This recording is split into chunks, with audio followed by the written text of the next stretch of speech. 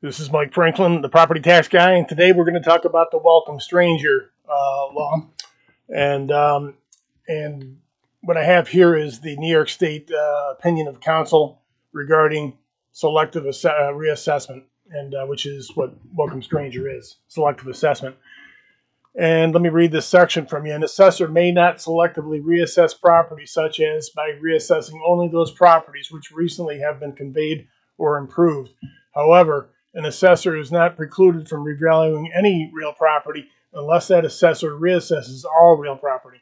Rather, an assessor may change the assessment of a particular property, class of property, or neighborhood, but if challenged, he or she must be prepared to show how any change brings such assessment into line with those of other properties whose assessments go unchanged. And so I'm going to provide a few examples of how this works or how I have had experience with it in the past. I recently had a case in the city of Syracuse where the subject property had increased 20%, and we suggest it's because of the recent sale. And so this is the property right here, and it increased 20%. If you see, the neighbor had no increase, and there's neighbors here, here, here, here, here, and here that have had no increases. And if you look at these individual assessments, some of them were increased 5%, some of them were 10%. There was one that was actually as high as 25% for some unknown reason, and then there's another one that was raised. I think it was 209, so that would have been over here. That was raised 20%. And so what does that one have in common with this one?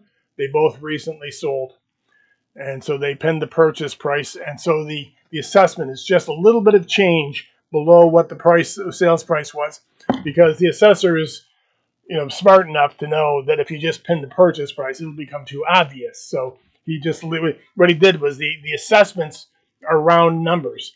And so then when you adjust the equalization rate, which in this case is 64.5%, the number comes up to an odd number. So what he did is he kept bumping the assessment round numbers up so that their calculation would come near, just short of what the fair market value was.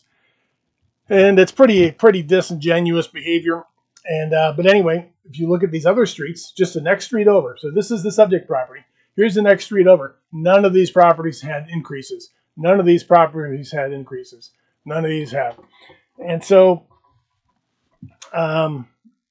to me, it's the very definition of selective assessment. And they have to be uniform about it. There was no inventory changes. No building permits were pulled, and it received a 20% increase. So let's go back to the law, and it says the assessor may change the assessment of a particular property, class of property, or neighborhood, but if challenged, he or she must be prepared to show how any change brings such assessment into line with those of the other properties. And the assessor was unable to do that. And the reason he was unable to do that is because he didn't. He just winged it. That's my opinion. And let me explain the motivation why the assessor would do this. Right now, this city is at 64.5% equalization. An assessor is presumed to be correct if within 10%. Well, they're already 35.5% off, so they can't be presumed to be correct. But anyway, they're under pressure to get the thing to 100% because it gives them the impression that they're doing their job. Even if they do get it to 100%, it doesn't necessarily mean they're doing their job. It just means the total sales equal the total assets. It doesn't mean that they're all correct. 50% could be high, 50% could be low. But anyway, in this case, they're so far off, and I want to discuss why they're so far off. Basically, the city has already collected the money from the taxpayers, so they're collecting money from 41,000 properties, and they've already collected the money to do this job, but they're not doing the job, because if they were doing the job, they would be at 100% all the time. But they're saying, well, it's expensive to do the revaluations. Well, it is expensive. And it costs money to do the job right, but you already received the money from 41,000 people, so you're supposed to do the job right. But why don't they do the job right? It's not necessarily just the money. It's political because when they do a revaluation, it stirs the pot, and politicians don't like the pot to be stirred because then they get phone calls. So they evade um, doing that. But anyway, so the assessor is under pressure to get things to 100%. So any opportunity that they can get, that they can plausibly justify, they will do that. And if nobody's watching, they'll do things like what they're doing here. They will selectively assess properties, and they will push properties and to the sale, and then they're trying to find some way to justify it. And that's exactly what it is that they did here.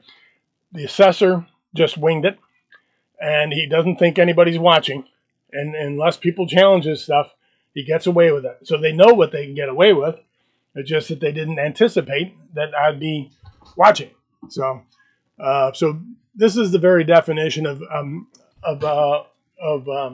welcome stranger, selective assessment.